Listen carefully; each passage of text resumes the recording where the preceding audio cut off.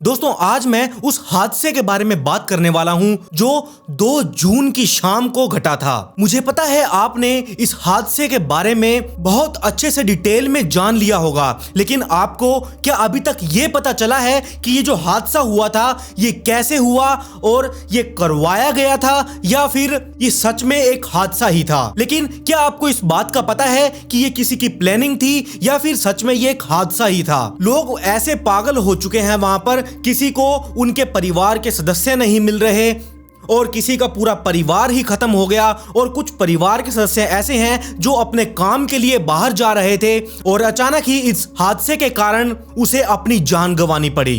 और जबकि वो एक ही शख्स था उस परिवार में जो अपने घर का खर्चा अकेले उठा रहा था, आगे उसके परिवार का क्या होगा। और इस हादसे में एक परिवार तो ऐसे सामने निकल कर आया, वो तो पूरी जिंदगी भर भगवान का शुक्र अदा ही करेगा कि मरते मरते उनका बच्चा वापस जी उठा। मैं आपको इस स्टोरी के बारे में पूरा कंप्लीट से बताने वाला हूं और गवर्नमेंट अब क्या चाहती है और क्या इन्वेस्टिगेशन चल रही है, सीबीआई का कहना यहां पर क्या है। अब आपको यह तो पता चल ही गया होगा कि सीबीआई की जांच भी यहां पर शुरू हो चुकी है। कोई न्यूज में यह डाल रहा है कि सीबीआई को कुछ सबूत मिले, लेकिन अभी भी जांच चल रही है। वो सबूत ना तो बताए जा रहे हैं और ना ही दिखाए जा रहे हैं। मैंने जितनी भी न्यूज सुनी, इसका आर्टिकल मैंने सर्च करके पढ़ा, इस हादसे के बारे में आप लोगों को तो पता ही होगा कि ये कैसे हुआ, क्यों हुआ। इसकी असल सच्चाई अभी तक भी आपके सामने नहीं आई। इस हादसे के बारे में तो आपको पता चल गया।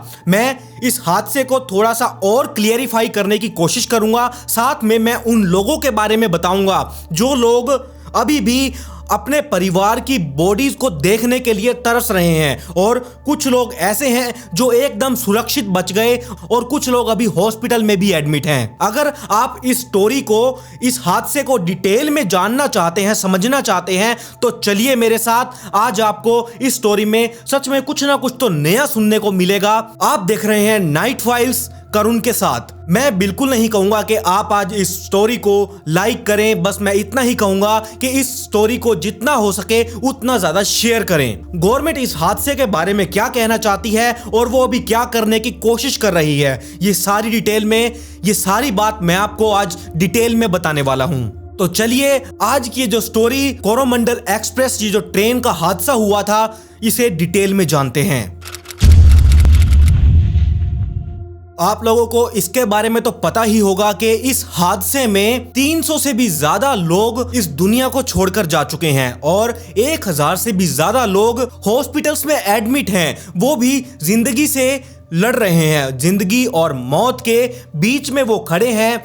कभी भी उनके साथ कुछ भी हो सकता है। और कुछ लोग ऐसे हैं जिन्हें एक मामूली सी खरोंचे ही आई और वो बिल्कुल सुरक्षित हैं। लेकिन क्या आपको इसके बारे में पता है, मैंने जो आर्टिकल पढ़ा उसमें साफ साफ ये लिखा हुआ था कि 40 लोग इसमें ऐसे हैं जिन्हें ऊपर अंग में यानी कि पूरी बॉडी में कोई भी खरोच नहीं है, कोई भी खरोच, और फिर भी उनकी मौत हो चुकी है। वो कैसे? और उनका कहना यह है, ये जो 40 लोग थे ये ट्रेन की आगे वाली बोगी में थे। तो जैसे ही ट्रेन वहां पर जाकर मालगाड़ी से टकराई, वहां पर एक करंट उत्पन्न हुआ। जी हां, करंट उत्पन्न हुआ और उस करंट की वजह से 40 लोगों की मौके पर ही मौत हो गई। जिन लोगों की यहां पर मौत हुई उन्हीं में से सामने निकल कर आता है एक परिवार जो कि बंगाल का रहने वाला है। हेराराम खेड़े का लड़का जो इस ट्रेन में सफर कर रहा था। आखिर उसके साथ क्या हुआ?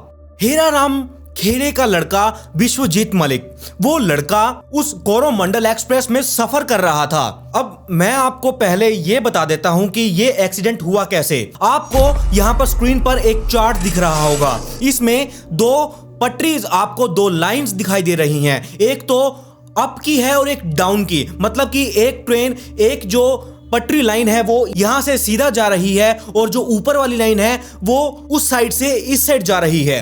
तो आपने ये देखना है, ये जो मेन लाइन है 2, इसके एक नीचे एक ऊपर लूप लाइंस हैं। लूप लाइंस आपको यहाँ पर लिखा भी हुआ है चार्ट पर, आप बड़े आसानी से देख सकते हैं।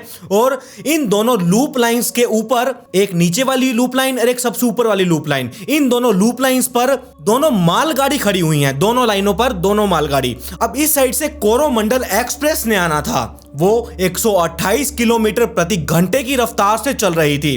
अब यहां से जैसे ही कोरोमंडल एक्सप्रेस बड़ी तीव्र गति से आ रही थी और उस ट्रेन का जो लोकोमोटिव पायलट था जो इस ट्रेन को संभाल रहा था, उसने देखा कि यहां पर ग्रीन सिग्नल है। अब आपको मैं बता दूं, जो ये लूप लाइन आपको दिखाई दे रही है नीचे वाली, जो यहां से सीधा जा रही है, उस लूप लाइन से पहले ये जो बीच में एक कट आता है जिसे हम मेन पॉइंट बोलते हैं, जो मेन लाइन को लूप लाइन से जोड़ता है, इस पॉइंट से पहले 3 आपको सिग्नल मिलेंगे, 3 सिग्नल, जो कि लोकोमोटिव पायलट ने यह बताया कि ये तीनों सिग्नल्स ग्रीन थे। तो इसीलिए मुझे तो यही लगेगा कि मुझे ये ट्रेन सीधी लेकर जानी है, क्योंकि इस स्टेशन पर मेरी ट्रेन नहीं रुकेगी, ना ही कभी ये ट्रेन कोरोमंडल एक्सप्रेस इस स्टेशन पर कभी रुकती थी। तो इसीलिए उसे बिल्कुल सीधा जाना था। लेकिन अचानक से पता नहीं क्या हुआ, ये जो कोरोमंडल एक्सप्रेस ट्रेन है ये लूप लाइन पर चढ़ गई। लूप लाइन पर चढ़ने के बाद जब इधर से वो कोरोमंडल एक्सप्रेस लूप लाइन पर चढ़ी और ऊपर वाली जो मेन लाइन है जो वहां से इधर आ रही है, वहां पर एसएमबीटी ट्रेन आनी थी। एसएमबीटी जब ट्रेन वहां से आ रही थी इधर से, कोरोमंडल एक्सप्रेस लूप लाइन पर चढ़ चुकी थी। कोरोमंडल जब लूप लाइन पर चढ़ी, उसका यहां पर एक्सीडेंट मालगाड़ी के साथ हो गया और जो एसएमबीटी ट्रेन वहां से जा रही थी, उसकी लास्ट की 3 बोगी ही उस पटरी पर रह गई थी। इतने में वो कोरोमंडल एक्सप्रेस इधर से लूप लाइन पर चढ़कर वो मालगाड़ी के साथ टकराई, उसकी बोगियां उड़कर हवा में उड़कर दूसरी मेन लाइन पर जा गिरी। और इसीलिए उन बोगी की वजह से जो एसएमबीटी ट्रेन थी, उसकी लास्ट की 3 बोगियां भी उस कोरोमंडल एक्सप्रेस की बोगी के साथ टकराई और ये इतना बड़ा धमाका हुआ कि वहां पर इतने लोगों की जान गई। इन बोगियों के अंदर लोग अब यहां पर पिचक चुके थे। वो मंजर बहुत ही दर्दनाक और भयानक मंजर था। अब ये जो पटरियां हैं, ये जो मेन लाइन है, ये लाइंस ट्रेन के आर पार हो चुकी थी। जी हां, ट्रेन के जिस पर हम खड़े होते हैं, उस ट्रेन के नीचे से पटरी बाहर ऊपर आई, ट्रेन के अंदर घुसी। एक आदमी वहां पर बैठा हुआ था, वो पटरी उस आदमी को लगते हुए ऊपर से चीरते हुए ट्रेन के ऊपर ही निकल गई। अब वो लड़का 24 साल का जो विश्वनाथ उस ट्रेन के कोरोमंडल के अंदर बैठा हुआ था, उसे अचानक से पता ही नहीं चला कि आखिर ये अचानक हो क्या गया है, ये धमाका किस चीज का है। लोग उसके ऊपर ऐसे आकर गिरे जैसे कि उसके ऊपर सामान बैग आकर गिरे। तो उसने ये साफ साफ क्लेरिफाई किया, जैसे ही लोग उसके ऊपर आकर गिरे, उसका हाथ पूरा फ्रैक्चर हो गया, उसकी टांग टूट गई, चेहरे पर एकदम से कोई भारी चीज उसके ऊपर आकर गिरी, चेहरा पूरा बिगड़ चुका था। और जो उसके पिता हैं, जब उन्हें इस एक्सीडेंट के बारे में पता चला, वो तुरंत बालासोर पहुंचे। वहां पर वो हॉस्पिटल गए, उन्होंने एक हॉस्पिटल छान मारा, लेकिन उनका लड़का वहां पर नहीं मिला। उन्होंने हॉस्पिटल वालों ने कहा, अगर आपका लड़का यहां पर इन हॉस्पिटल्स में नहीं है तो आप बहानगा का एक स्कूल है, वहां पर जाइए, वहां पर सभी की डेड बॉडीज पड़ी हुई हैं। जब वो लोग वहां पर पहुंचे तो उन्होंने ये साफ साफ कहा कि बॉडीज ऐसे ही रास्ते में पड़ी हुई थी। वो लोग उन बॉडीज को देख तक नहीं पा रहे थे और वो बार बार ये कह रहे थे कि हम इन बॉडीज के अंदर अपने लड़के की बॉडी ढूंढेंगे। हमें लगता है कि हमारा लड़का जिंदा है, हमारा लड़का यहाँ पर नहीं है, हमें वापस से हॉस्पिटल चलना चाहिए और वहां जाकर उसे ढूंढना चाहिए, वो पक्का वहीं पर मिलेगा। जब उसके पिता वहां से उस स्कूल से जहां पर बॉडीज पड़ी हुई थी वहां से जाने लगे तो अचानक से उसके पिता की नजर एक बॉडी के ऊपर गई जिसका हाथ उस टाइम पर हिलने लगा था। वो एकदम चौंक गए कि ये मंजर कैसा है, बॉडीज के अंदर एक बॉडी ऐसी पड़ी है जो हाथ हिल रहा है। उन्होंने तुरंत रेस्क्यू वालों को बुलाया जो उन्हें उस स्कूल के अंदर लेकर गए थे। जब उन लोगों ने उस बॉडी को देखा, चेहरा एकदम बिगड़ा हुआ था, हाथ टेढ़ा मेढ़ा, हाथ टूटा हुआ था, पैर भी टूट चुका था। जब वो हॉस्पिटल लेके गए, जब वो लोग उसे हॉस्पिटल लेकर गए, उसकी बॉडी से, उसके चेहरे से जब वो ब्लड वगैरह जो भी था लोगों का वो साफ किया गया, तब उन्हें पता चला कि ये तो मेरा लड़का है। उन्होंने तुरंत उसे हॉस्पिटल में एडमिट कराया। उन्होंने उस हॉस्पिटल से उसे कहीं और शिफ्ट कर दिया। उन्होंने कहा कि शायद इसकी जान बच सकती है, आप यहां से इसे कहीं और ले जाओ। तो उसके पिता वापस उसे बंगाल लेकर गए। उन्होंने उसे हॉस्पिटल में एडमिट करवाया। अगले ही दिन उन्होंने सबसे पहले उसके अपने लड़के की टांग की सर्जरी करवाई और उसके नेक्स्ट डे उन्होंने उसके हाथ की सर्जरी करवाई। मुंह का नक्शा बिगड़ चुका था। उन्होंने बड़े से बड़े डॉक्टर को बुलाया, वहां पर उन्होंने उसके चेहरे की सर्जरी करी। और कमाल की बात यह है कि वो लड़का वहां पर सरवाइव कर चुका था। लेकिन सबसे बड़ी बात यहां पर यह आती है, जब हॉस्पिटल्स के लोगों ने इन बॉडीज को उठाकर उस स्कूल में जहां पर भी वो बॉडीज रखी जानी थी, उन्हें इकट्ठा करके रखा गया था। वहां पर जब रखा जाना था, वो उन बॉडीज को लाकर रख रहे थे, तब क्या उन्हें इस बात का पता नहीं चला कि ये लड़का अभी भी जिंदा है। ये बड़े ही कमाल की बात है, कैसे एक जीते जाते लड़के को उन बॉडीज के अंदर रख दिया गया। अब यहां पर इस हादसे के बाद जब ये हादसा घटित हो गया, लोगों की जानें चली गई। यहां पर जो बहनगा बाजार, जहां पर वो लोग रहते थे, जहां पर ये एक्सीडेंट हुआ, ट्रेन एक्सीडेंट हुआ, वहां के लोग आए। लोगों ने वहां पर बहुत ही ज़्यादा मदद की, लोगों को बाहर निकालने की। उन्होंने ना दिन देखा ना रात देखी, बस वो लोगों को रेस्क्यू कर रहे थे। बस रेस्क्यू टीम आने से पहले हम ही क्यों ना जाकर इनकी मदद करें। उन्होंने बहुत मदद की जो लोग उस ट्रेन में घायल हो चुके थे। मैं उनका सच में बहुत ही बड़ा शुक्र अदा करना चाहूँगा। और वही लोग थे जो हॉस्पिटल्स के बाहर खड़े हो गए कि भाई अगर यहाँ पर किसी को ब्लड की ज़रूरत है तो हम यहाँ पर लाइन लगाकर खड़े हैं। अगर आप लोगों को कोई भी ब्लड चाहिए तो सभी लोग यहाँ पर खड़े हैं। किसी का भी ब्लड मैच होता है तो आप हमारा ब्लड लीजिए, इन लोगों की जान बचाइए। सच में ऐसे लोग बहुत ही कम देखने को मिलते हैं। अब यहां पर यह हादसा हो चुका था, न्यूज पर न्यूज लगातार आ रही है, वीडियोस बहुत ज्यादा इस बारे में वायरल हो रही हैं। लेकिन अब यहां पर बात आती है रेल मंत्री की और कुछ लोगों की।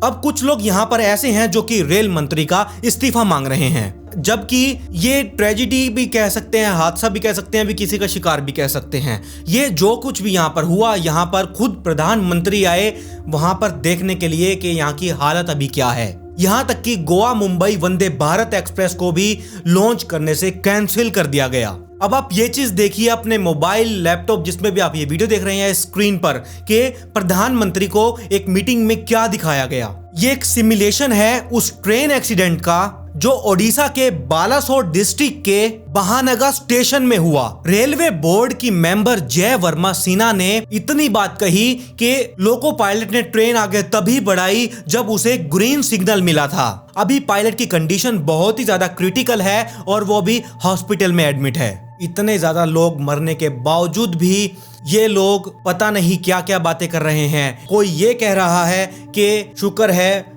मालगाड़ी को कुछ ज्यादा नुकसान नहीं हुआ, क्योंकि वो एक भारी मोटे लोहे की चादर की बनी हुई ट्रेन होती है, इसलिए उसे कुछ ज्यादा इफेक्ट नहीं पड़ा। बस पीछे के डब्बे पर ही ज्यादा इफेक्ट पड़ा, क्योंकि वो कोरोमंडल एक्सप्रेस ट्रेन उससे जाकर टकरा गई थी। यहाँ पर अब इतने लोगों की जानें चली गई। हॉस्पिटल में लोग अभी भी जिंदगी और मौत के बीच में लड़ रहे हैं, लेकिन इन्हें तो ऊट पटांग बातें करनी है। और यहाँ पर जय वर्मा, जो रेलवे की मेंबर जय वर्मा है, उनका कहना यह है ये जो हादसा है उन्हें भी नहीं पता ये कैसे हुआ। वो भी बातें गोलमोल सी कर रही हैं, क्योंकि जब उनसे एक मीटिंग में पूछा गया, जब वो प्रधानमंत्री नरेंद्र मोदी के जो पार्टी की जो मेंबर हैं जय वर्मा, उन्हें ये सारा चिट्ठा समझा रही थी। आप इस वीडियो में देख सकते हैं कैसे वो उन्हें हर एक चीज इस बारे में बता रही हैं। जब उन मेंबर की एक मैडम ने जब उनसे ये पूछा कि ये जो ट्रेन है, इस ट्रेन ने तो सीधा जाना था, तो ये लूप लाइन पर कैसे चली गई, उन्होंने सीधा ही भिड़ते ही ये जवाब कहा कि लूप लाइन पर ट्रेन जा ही नहीं सकती। अगर लूप लाइन पर ट्रेन जा ही नहीं सकती, अगर लूप लाइन पर ट्रेन गई ही नहीं, तो वो मालगाड़ी के साथ कैसे टकरा गई, वो एक्सीडेंट कैसे हो गया। अगर वो ट्रेन लूप लाइन पर चली गई तो वो जो लूप लाइन का वो जो एक पॉइंट होता है जो मेन लाइन से हटकर लूप लाइन पर आ जाता है और लूप लाइन से हटकर उसे मेन लाइन से जोड़ दिया जाता है, जो एक पॉइंट होता है, वो चेंज क्यों नहीं किया गया? अगर वो चेंज नहीं था तो जो 3 पीछे सिग्नल थे वो ग्रीन क्यों थे?